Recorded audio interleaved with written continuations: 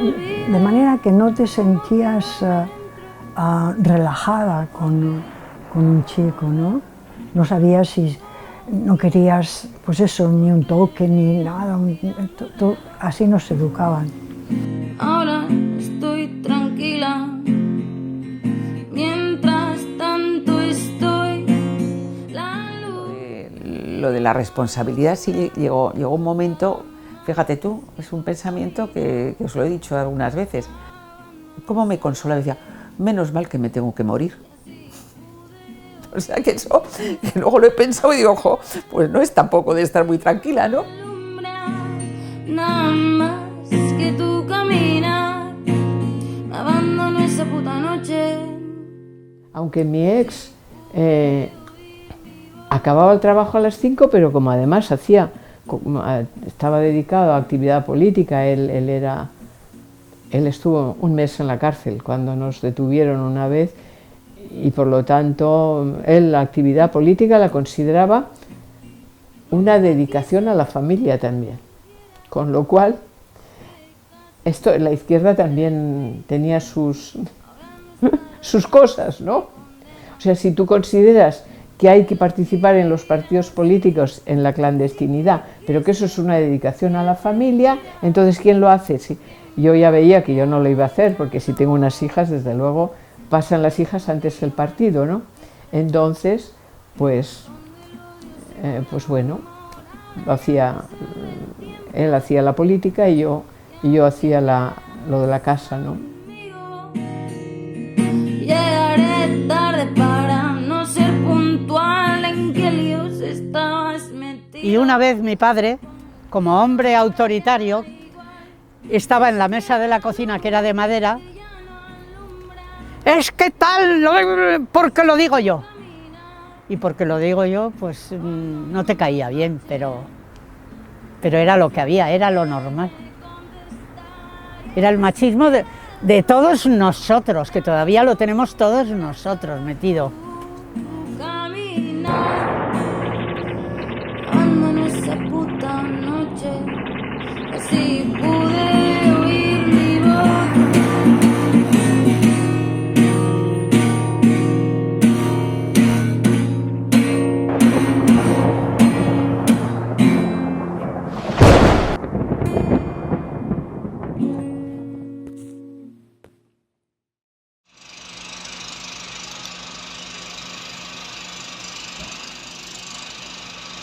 La generación nuestra sí que luchó de una manera natural, de una manera totalmente, pues sin darnos cuenta, pero batiéndonos con gente que estaba no eran ni hombres ni mujeres, era gente que valía más o menos que tú. Es decir, hicimos una carrera universitaria, sacamos notas mejores que muchos compañeros y no pasaba nada. Y fue poco a poco como fuimos diciendo que estábamos allí y que valíamos para estar y que éramos muchas veces mejores que los hombres.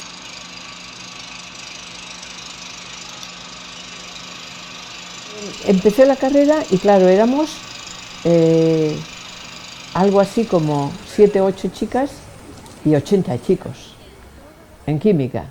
O sea, sí que es verdad que me llamaban la Iturriaga.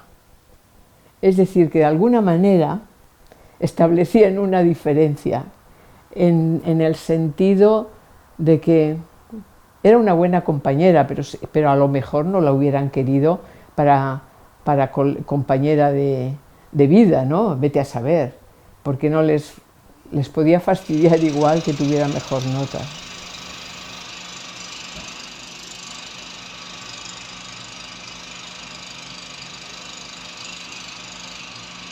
En el curso no éramos muchas.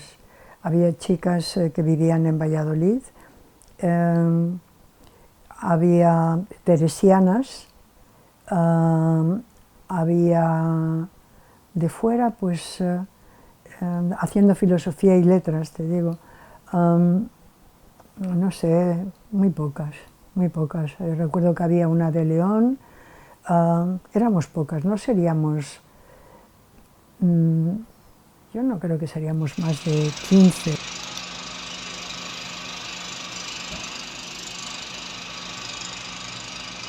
En Oviedo hago los comunes, yo era de letras, la orientación era de letras.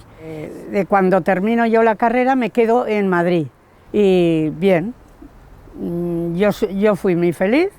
En mi casa sobre todo mi madre era muy religiosa y yo salí muy religiosa y entonces pues la vida de las teresianas, que eran unas docentes que querían renovar la educación de las chicas, pues a mí me gustaba y cuando terminé pues decidí incorporarme a esa institución.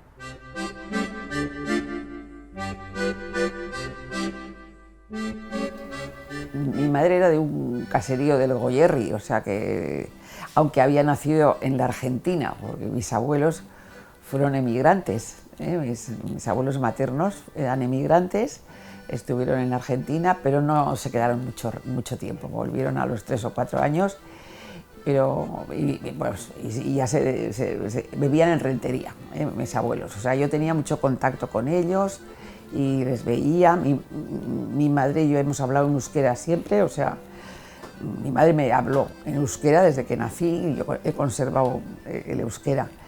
Cuando me pongo a reflexionar, pienso que mi madre estaba embarazada en San Sebastián y resulta que su marido estaba movilizado por la guerra porque tenía camión y entonces ella estaba sola, se tuvo que ir a Burdeos y luego a Logroño a dar a luz en casa de sus padres, o sea que es una cosa muy complicada.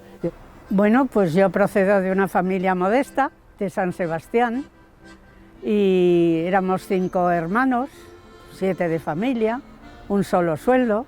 Entonces la vida en la posguerra fue muy austera y fuimos necesariamente muy austeros. El único dinero que se ganaba era para comer. Porque mi madre era de Irún, o sea que era de Guipúzcoa, ¿no? Y luego sí que regresábamos los veranos, en agosto regresábamos a Galicia. Entonces tengo unos recuerdos muy bonitos de Galicia, del Miño, del silencio. Al principio me llevaron a una academia que había muy cerca de casa, que la llevaban 3 hermanas licenciadas que se llamaba la San Vicente. Pero ya después, cuando llegó el momento de tomarse más en serio los estudios, pues me llevaron al Colegio de las Teresianas del Poveda, fundadas por el padre Poveda, en teoría para combatir la institución libre de enseñanza, o sea que los principios no eran buenos, porque la institución libre era una buena cosa, pero realmente tenían una cuestión muy buena, que era que tenían una capacitación profesional buena todas como mínimo eran maestras y lo habitual es que fueran licenciadas o doctoras en algo. De hecho, la primera catedrática, María Dolores Galindo, de pedagogía, fue una teresiana, ¿no? en el periodo este ya de la posguerra. Como, bueno, hacías el bachiller, ¿no? Pero ya no hacías ni un preuniversitario, ni pretendías ir a la universidad. Nosotras en ciencias estábamos Hortensia y yo, solo. O sea, fíjate, y en letras estaban otras 2 compañeras, o sea que ese curso preuniversitario, pues de un curso que igual éramos 15 o 20, estudiamos 4, 2 y 2, o sea, esa era la proporción. En mi época todos los profesores eran hombres. Lo que pasa que había en las cátedras pues auxiliares y jefes de práctica y tal, y ahí había alguna mujer, pero vamos, no titular, ¿no? Eran profesoras adjuntas, como se llama, ¿no? Para algunas cosas, pero clases nos daban los hombres, o sea, los profesores, que eran hombres. Y en prácticas, pues sí había alguna jefa de prácticas que nos ayudaban a explicar las cosas, pero yo recuerdo que era totalmente, el profesorado era masculino.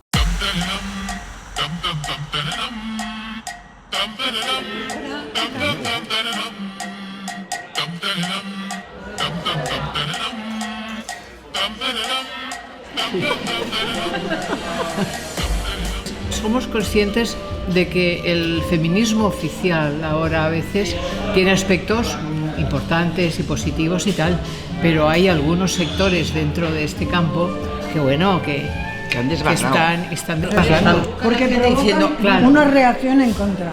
y es porque es verdad que nosotros vivimos, es decir, es que nosotras en parte éramos machistas también. Claro. Nuestras madres Nosotras, lo eran. por supuesto. Nuestras madres Nuestros lo eran. padres lo eran porque lo digo yo y punto. Claro que sí, Fran. Eran machistas. Y eran buenas personas. Pero fíjate tú, lo que me parece admirable es que nuestros padres nos dieran educación como mujeres. Sí, Cuando Los padres eran muy liberales. de mi padre, y mi padre era militar, y era impresionante ese hombre. Por eso no me gusta decir que era militar.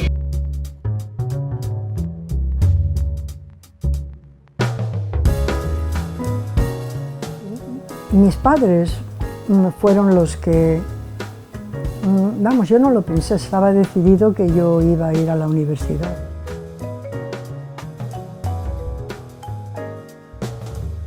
Porque era Valladolid, Zaragoza o Madrid, entonces Valladolid era un sitio, como dicen en inglés, convenient, por la proximidad, y luego también no es una ciudad grande, entonces yo creo que mis padres se sentían más tranquilos, ¿no? Mis padres eran buena gente, pero yo creo que estaban destrozados por la época que les tocó vivir. Mi padre era de un pueblecito de Salamanca, San Esteban de la Sierra.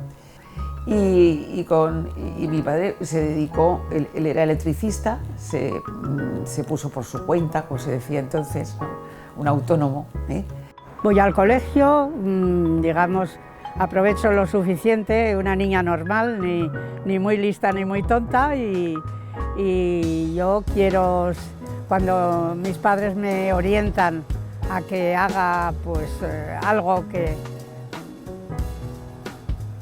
algún oficio normal, pues yo les digo, yo quiero seguir estudiando y yo me voy.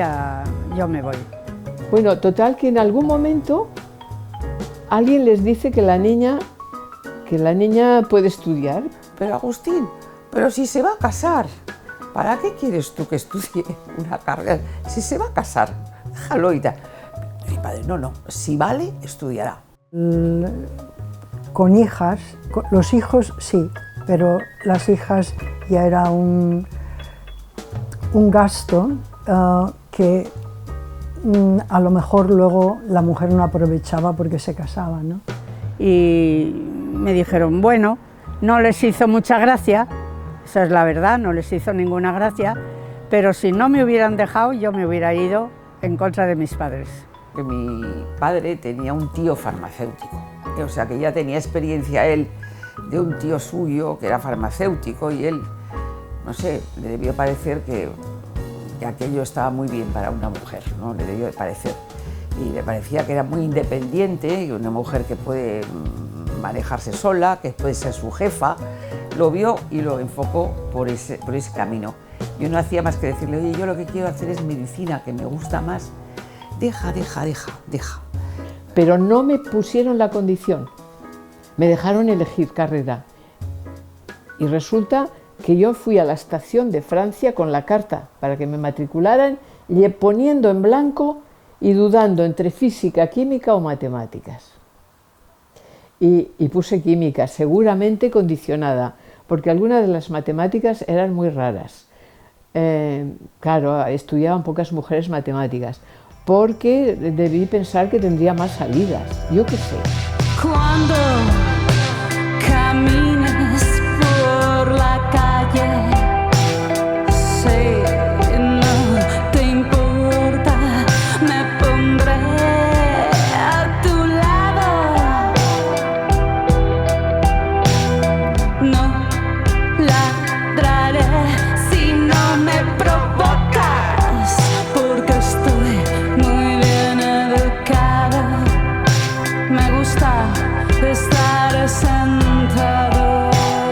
Desde ahí me mandan a Teruel. Y en Teruel estoy 4 años. Y ahí soy vicedirectora. Entonces supongo que ir aprendiendo un poco el oficio. Pero resulta que yo caigo enferma con tuberculosis, la única, ni alumnas ni profesores, no sé por qué, pero el caso es que me tratan bien. Y viene una directora distinta de la que tenía. Una persona que yo siempre consideraba una chica de buena voluntad, pero que no sabe tratar a la gente. La trata a patadas. Todo el mundo venía llorando y suplicando de que no podían sobrevivir. Y dije, Ana, esto lo tienes que comunicar. Me decido, no sé cómo lo conseguí, al final de curso, sí. Final de curso, quiero ir a Madrid, le digo a la directora, me concede, voy a Madrid. Y hablo con la regional, es decir, la persona que dirige todo el Levante y que tiene, como si dijéramos, autoridad. Les pongo el caso y yo siempre digo que no me hacen ni caso.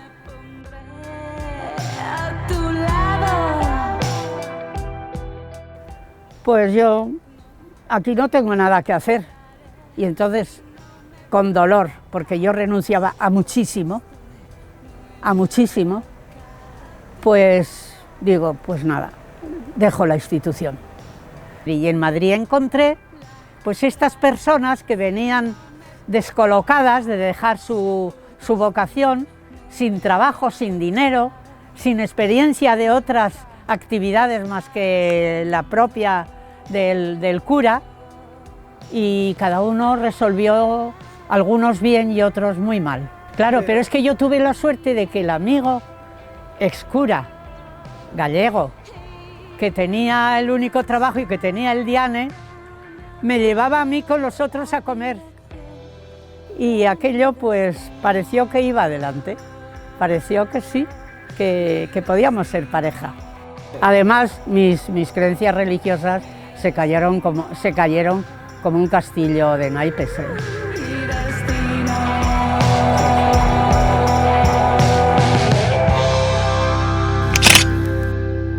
Agradezco muchísimo todo lo que la institución y todas vosotras me habéis dado, pero os saludo diciendo que yo ya no estoy en la institución, ya me he marchado.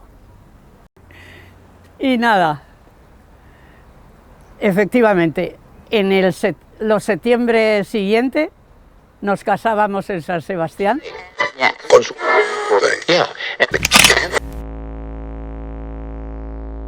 Y la verdad, yo en el primer curso lo saqué muy bien, tuve matrícula, tal, y me dieron como un premio en el Colegio Mayor, que fue un mes en Roma. Y fue una maravilla, porque era la Dolce Vita casi, ¿no? Y irte en aquella época, fíjate que tuve que hacer, para que me dieran el pasaporte, un juramento de que si volvía, hacía no sé cuántos meses de cosa social, no sé qué, pero yo ya renuncié al universitario y hice el servicio social y estuve 2 veranos metida en no sé qué garito haciendo cosas, bueno, pero de falange, eran los que estaban entonces, o sea, y entonces son los que manejaban todos estos papeleos. Y yo me acuerdo que estuve 2 años ahí, los 2 veranos, pagando mi viaje a Roma.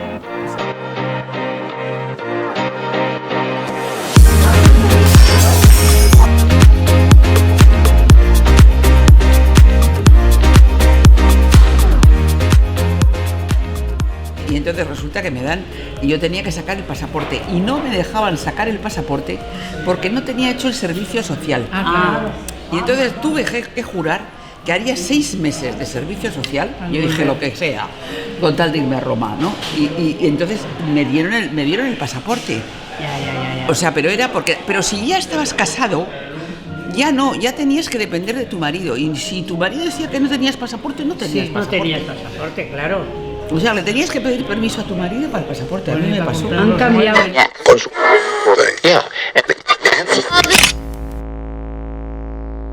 Acabo la carrera y empiezo el doctorado.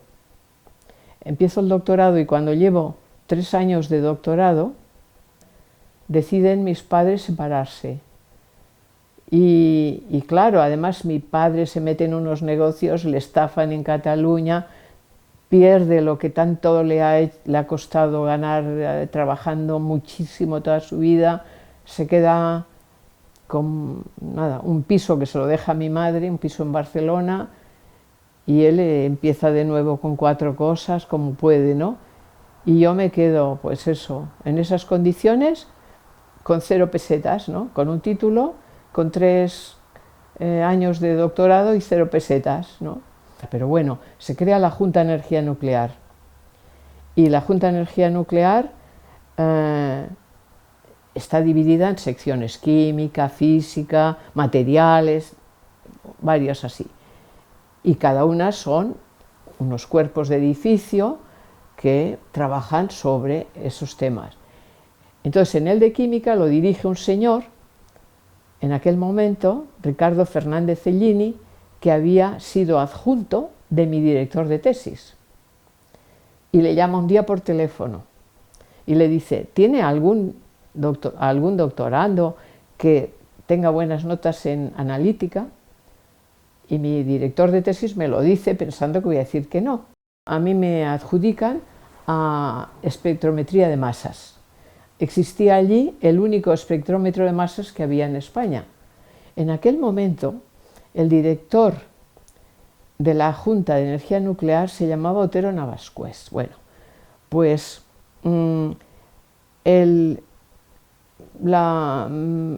Cervezas El Águila o algo así en Madrid, pues tenía su director, era amigo de Otero Navascués, y era un señor que había leído un trabajo de Pasteur del año de la Picot, donde decía que en un proceso de fermentación se formaba un determinado isótopo, cosa que a él, mira, le motivaba a este señor. ¿Os imagináis como director de una superempresa y que tengáis un caprichito de un articulito que leéis? Ay, voy a hacer esto. Bueno, pues nada, pues allí que nos estuvieron llevando, ¿no? Y yo me acuerdo luego hablando con el director de la empresa, que creo que era pariente de Fraga y Iribarne.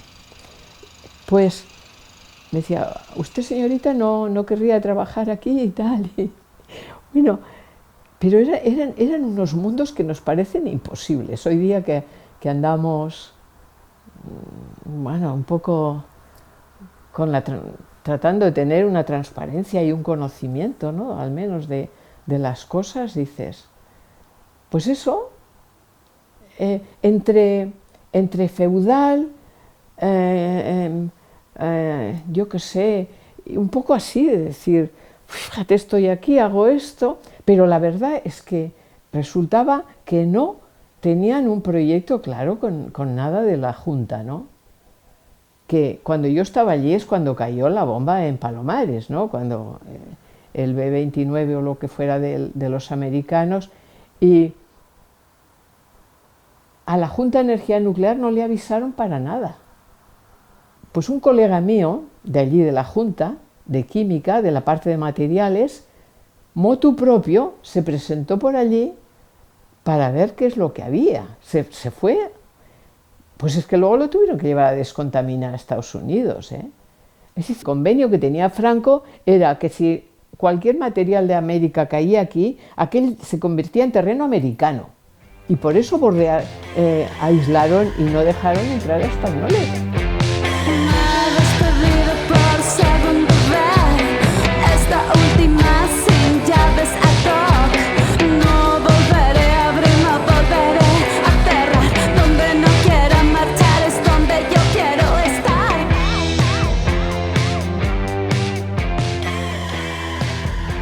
Con 25, me parece, puse la farmacia.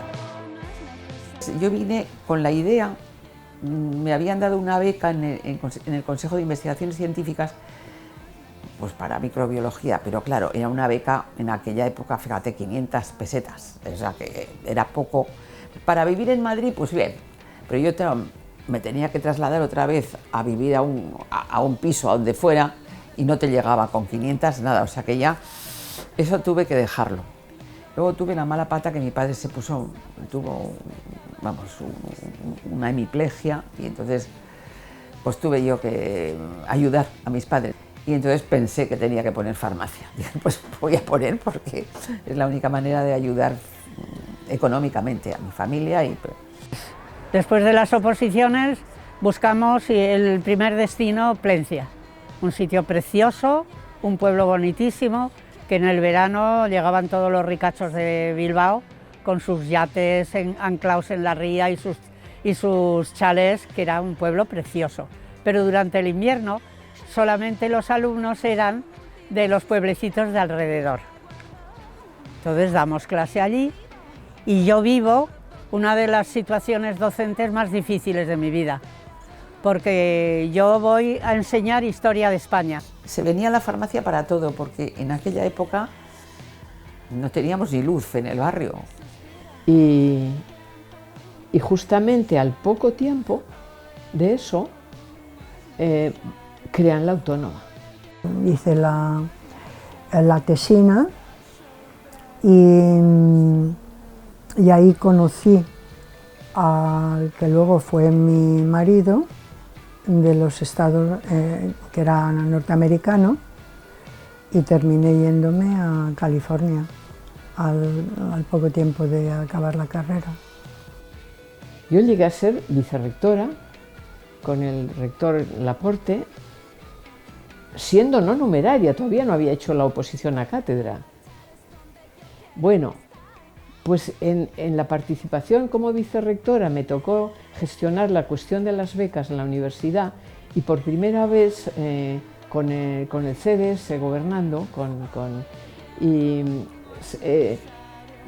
se dio un margen a las universidades para que hablaran de los temas. Entonces yo convoqué a sindicatos y a todo, porque había visto que muchas veces pedían la beca a gente que tenía recursos, y quien no tenía recursos es que no tenía la beca, aquello estaba mal organizado, ¿no? El que era director de esto en Madrid, pues un poco se quedó así, me llamó al orden entre comillas, me pidió una reunión en Madrid. Total que yo fui a la reunión y muy bien, y todo acabó muy bien. Nosotros no queremos eso, Ana. Pues ¿qué queréis? Nosotros queremos historia de Euskadi.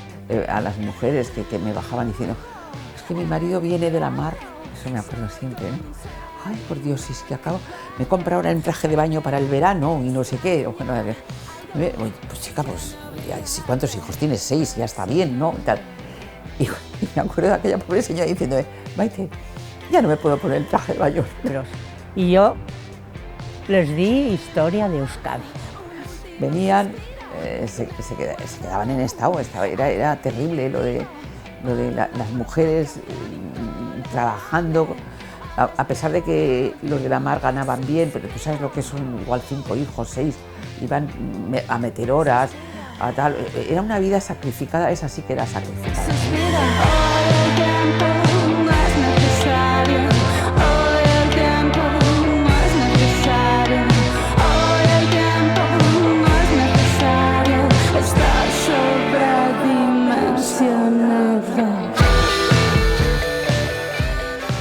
Y como vicerrectora resulta que hubo unas jornadas del patriarcado en la Autónoma, ¿no? Y entonces me manda el rector en representación suya a presidir aquello. Y yo empiezo a escuchar a colegas de economía, ¿no?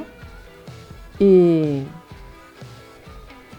pido la palabra en un momento dado, digo, oiga, ¿ustedes cómo cuantifican el trabajo de la mujer dentro de casa en el bienestar económico de un país? Es que decirlo ahora parece completamente una cosa rarísima, pero es que era así. Nadie sabía nada de los métodos anticonceptivos, nadie podía utilizar pastillas porque no existían, y luego nadie ayudaba a la mujer en estos problemas porque enseguida era sospechosa.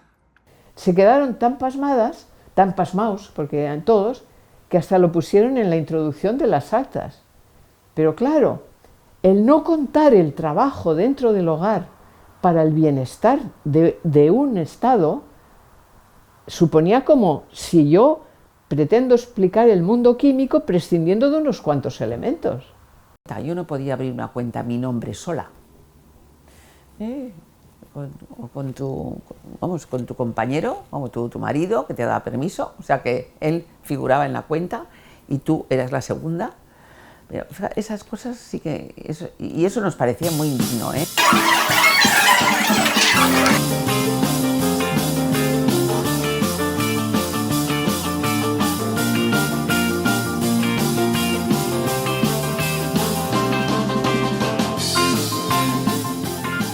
En aquella época ibas a un banco, pedías una cuenta y te decían, a ver, permiso de tu marido. Yo recuerdo una amiga que dijo, vamos, no les contestó, salió, se fue al banco de al lado y con la cara pues sacó y no tuvo que decir que su marido era el imprescindible. Dijo que era soltera o algo. Pues algo diría, sí, cualquier cosa. Estaba en trance de divorciarse y ella dijo, oh, soy yo. El permiso de tu padre. ¿Permiso de su padre o su marido? De hecho éramos menores de edad. Ahí. Claro, o sea, menores no te de edad. constates, siendo menores de edad lo que hacíamos.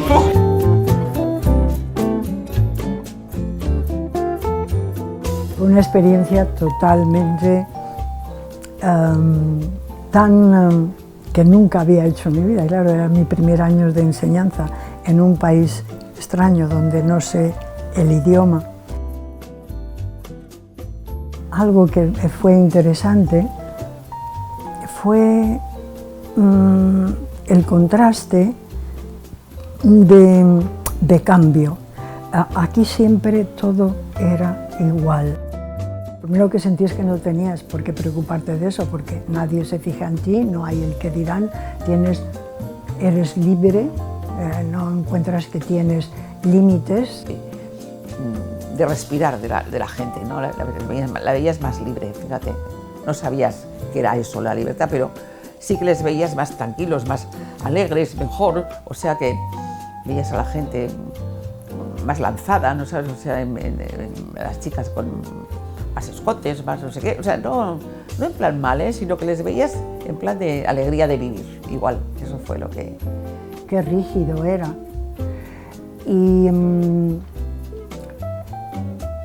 Pero lo estás viviendo y no te das cuenta.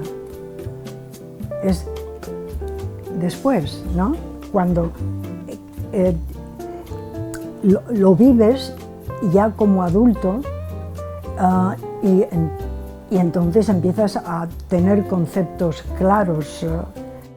Cuando uno lo verbaliza se ve radical, pero cuando lo vive como lo vivimos nosotros, lo vivíamos con naturalidad, porque quizá una de las cosas que hacíamos es que tenías como en el inconsciente la cosa de que había que seguir.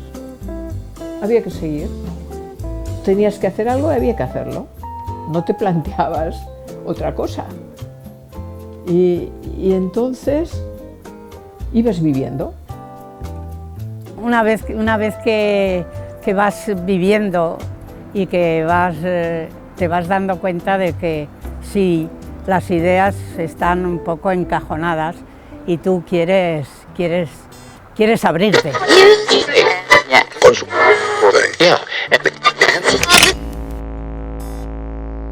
Y cuando había una asamblea donde se reunían todas las clases como te digo, bien porque iba a haber un partido para alguna presentación, y tenía que ir el profesor con su clase.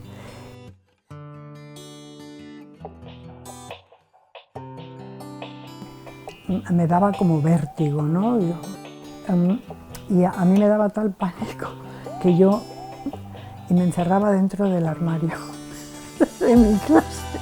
Por si acaso alguien entraba en la clase y me veía afuera, me veía sentada en mi pupitre, pues ¿usted qué hace aquí, no? Entonces, para que no me vieran en caso de que alguien entrara, yo me encerraba en el armario. ¿De tú cómo sería ese primer año?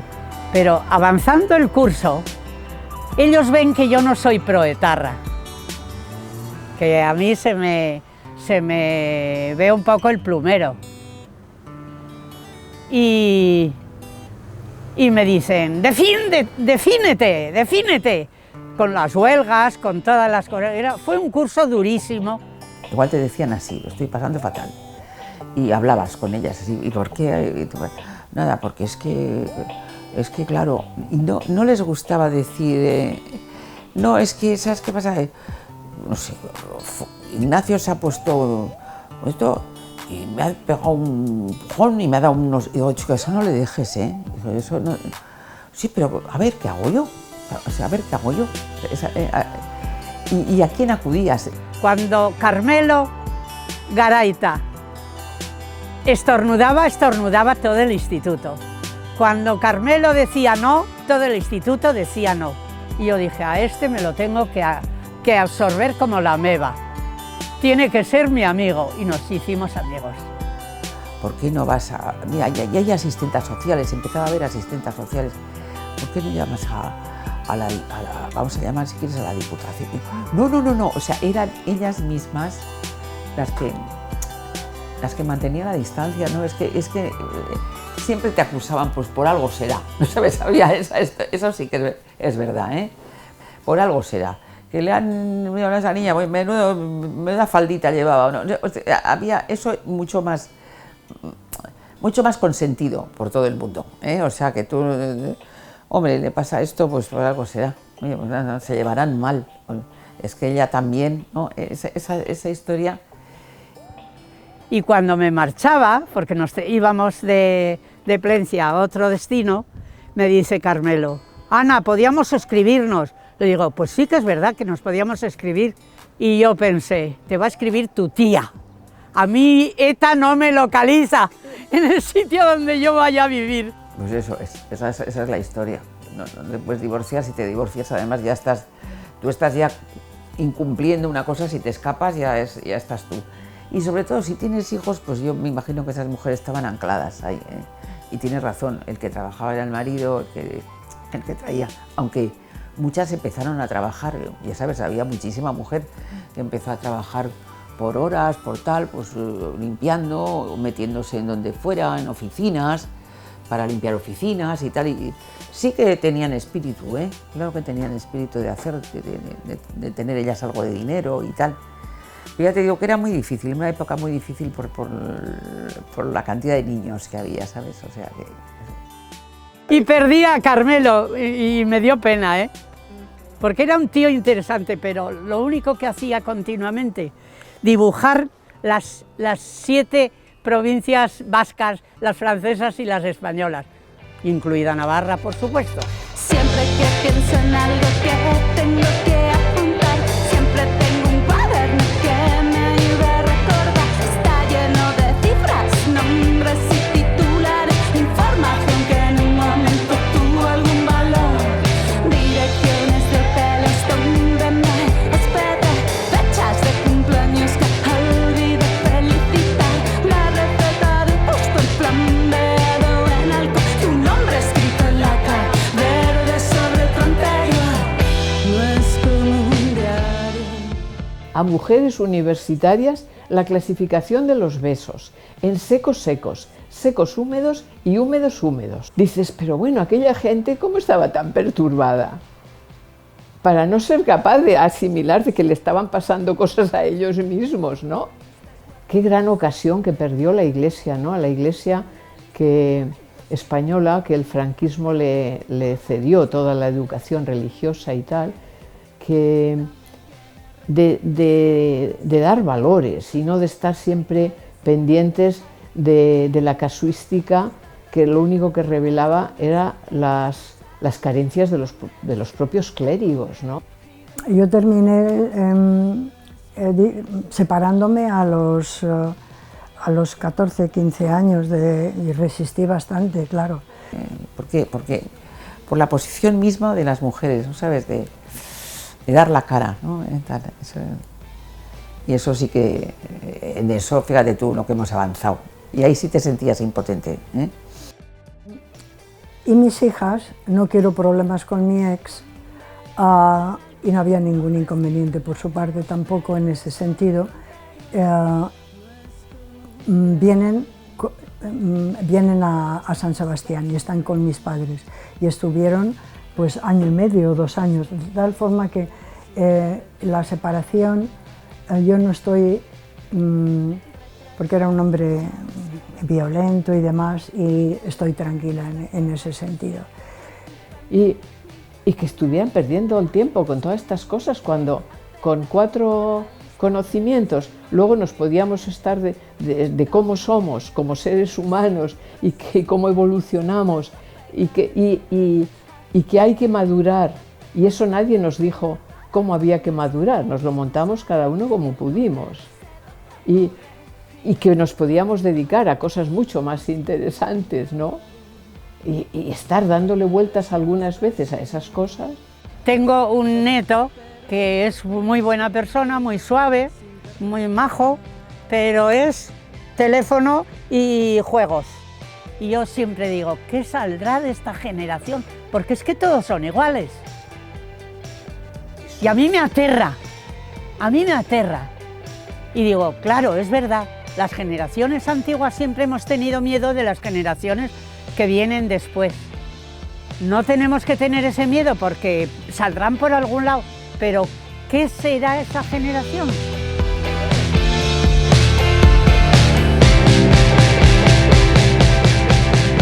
Ni lo social, ni lo nada. No sabían nada más que aquello que era estricto en el libro. Se saben manejar más, saben obtener la información, la tecnología, pero también el conocimiento. Tú empiezas a preguntar a algunos niños, bueno, tú ya te has jubilado como yo, pero saben muchas cosas. Yo creo que no hacemos un análisis serio y correcto de las cosas. Mi nieto de 13 años. ¿Qué referencias tienes tú de jóvenes, los que llegan a tu universidad? No. ¿Cómo van a formar tus nietas? No, espera un momento, por favor, no, por favor. Todos los informes que me leo de resultados, de porcentajes, de temas de temarios que tienen ahora, de los que tenían. Oye, no, mirado, oye, es todo público. Tú entras aquí a la Consejería de Educación y mírate que estudian los niños. Pero es como una blandura en la presentación de los estudios. Es social, porque te encuentras autoridades que no respetan nada, que no tienen... Bueno, entonces, claro... O llegar a tenías que aprender aquello para pasar. Y ahora a lo mejor tienes una noción... Sí, y otros que no, pero que pasan de todo, y otros... Sí. Bueno, entonces, eso es un reflejo de la sociedad.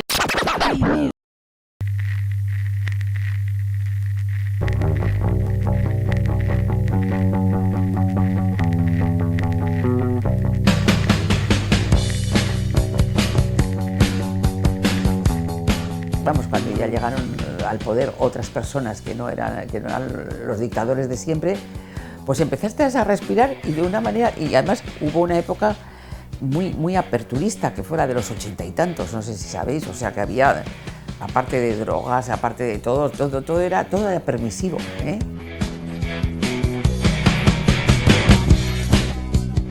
Tú veías poco a poco, mayo del 68, no sé qué, tú empezabas ya, tu mente ya estaba preparada para decir esto que estamos aquí, esto es una porquería, hay que salir de esto, no sé, de una manera u otra, votando, hablando, haciendo lo que sea.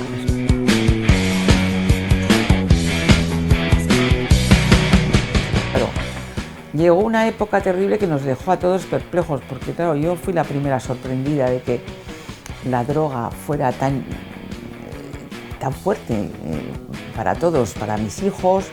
Yo decía, mis hijos no, que están como, uy, ya, fíjate, les he hablado yo de las drogas y tal, estos ya están libres. Pues no estaba nadie libre, ¿no? Y en el barrio, pues muchos chicos de estos cayeron como...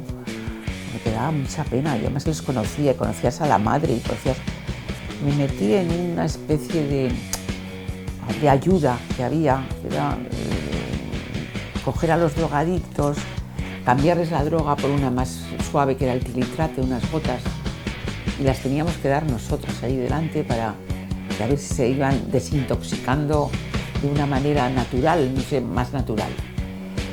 Pues ahí estuve, pero pues, alguno saldría, pero es tan difícil, era tan difícil.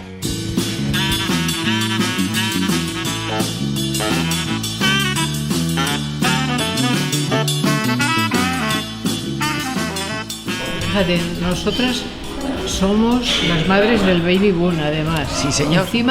Encima, Somos, o sea, tuvimos todos, muchos hijos. Todos nuestros padres tenían uno o dos. Sí, era la posguerra. Es verdad que había algunos de familia numerosa. Hombre, te recuerdas Chonarrue. Pero José Antonio el Matilla. concepto religioso se metió en sus familias y volvieron a tener otra tanda de hijos. Sí. El caso de mi familia. Exacto, que tuvimos cantidad de hijos. O sea, no solamente estudiamos la carrera, tienes razón. trabajamos, sino que además teníamos cantidad de hijos. Activábamos todo. Bueno, oye, Y qué la méritos. Y la verdad es que como yo tenía tanto que hacer, yo no, por las tardes yo estaba muy cogida, porque entre que trabajaba, entre que venían los chicos, entre que preparabas las historias, entre que organizabas la casa también. O sea, yo, el primer curso que estuve en la Autónoma, me parece, estaba en estado de la pequeña y tenía 2 hijas que debían de tener, con la pequeña se llevan 5 y 7 años. ¿Qué pasaba? Que entonces además no te ponían ni sustituto ni nada.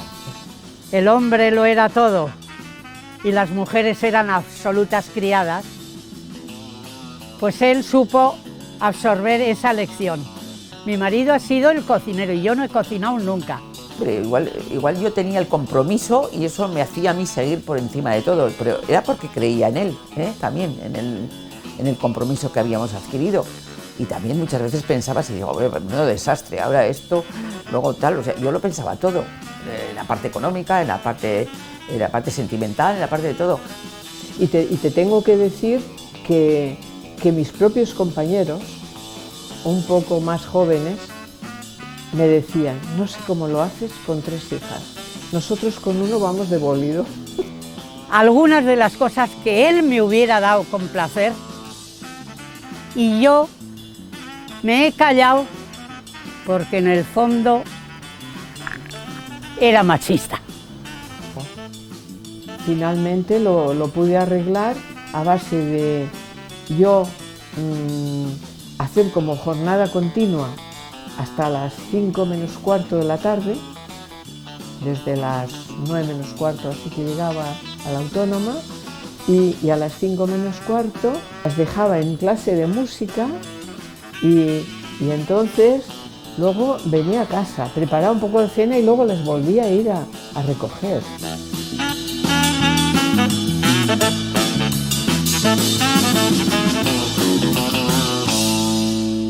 Lo analizas después. Sí, que... En el momento que lo vives, pues lo aceptas. Yo no tenía traumas. O No, sea, no, yo tampoco. Luchaba, No, yo tampoco, me decían que tienes que hacer 6 meses. Pues 6 meses. Yo te fíjate que era una burrada, ¿eh? Todavía no has iniciado el camino donde te ves perjudicada o Es que ahora La sociedad no se parece para nada a la nuestra, con una dictadura, con todo marcado y rígido. Y todo era prohibido o no prohibido. O sea que ahí tenías la... Y entonces la sociedad ahora mismo es una sociedad en transformación, que no tiene pilares sólidos todavía. Hombre, y la mujer siempre es cierto que tiene que luchar, porque son muchos siglos de dominación masculina, ¿no? Sin querer, porque los puestos importantes pues seguían siendo de hombres. Ahora poco a poco, pues fíjate tú ya, por ejemplo, médicos antes pues casi todos eran hombres, pues médicos ahora hay casi un montón, más mujeres que hombres.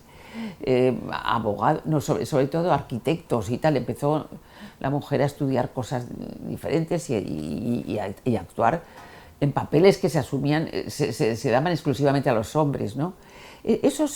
Yo creo que también fue una manera muy más fácil de entrar, pero todavía hay mucho, ¿eh? Oye, y además estoy hablando en capitales, pues fíjate en pueblos y todo lo que no habrá. Y, hombre, todavía hay esa tendencia de que el hombre es el hombre, ¿eh? O sea que...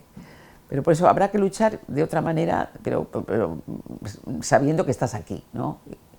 Y siendo positiva. Igual hay que, claro, por eso te digo que la lucha de ahora de salir a la calle también igual es importante, ¿eh? Yo no lo quito, mucho menos, porque es la manera de expresarte y lo puedes hacer, cosa que antes tampoco lo podíamos hacer, ¿eh?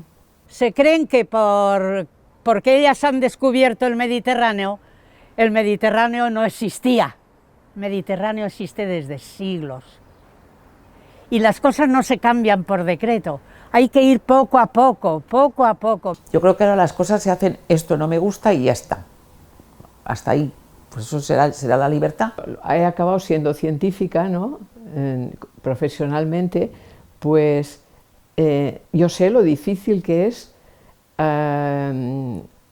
establecer la verdad en las cosas, incluso en ciencias duras como la nuestra, la química o la física, en que tenemos unas pautas, unas leyes que se cumplen. Pues en la psique lo encuentro tan delicado que siempre he tenido una precaución enorme y nunca me ha atraído el que nadie pueda entrar en la psique de los demás, porque creo que el riesgo de no hacerlo bien es muy grande, ¿no? Nos falta muchísimo. La psicología humana es muy compleja.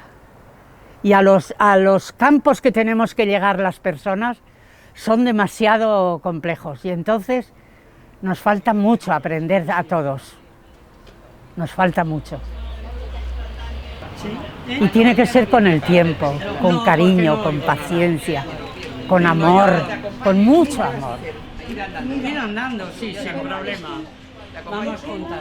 Claro. Si queda lejos, eso es aquello ya. No, y viniera el domingo a la maratón. ¿Viniera a la maratón el domingo? ¿Sabes dónde está la maratón?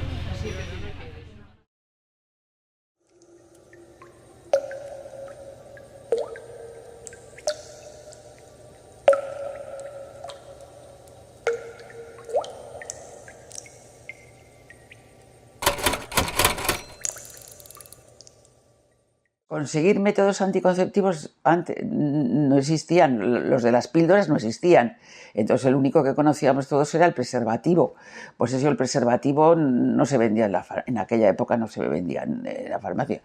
Pues había sitios clandestinos, igual yo me acuerdo de un bar, que había una señora que se dedicaba a vender preservativos de una manera pues clandestina o como quieras, pero había sitios que sabía la gente y que acudía a por los preservativos, eso sí, pero vamos, de una manera totalmente, eso, ilegal, bueno, no ilegal tampoco, alegal, yo qué sé, no, pues iba mucha gente por su religión o por sus ideas o tal, pues no lo veía bien y era muy general, ya te digo, luego todo eso ha ido a cambiar. Ahora lo dices y te da hasta risa, ¿no? Porque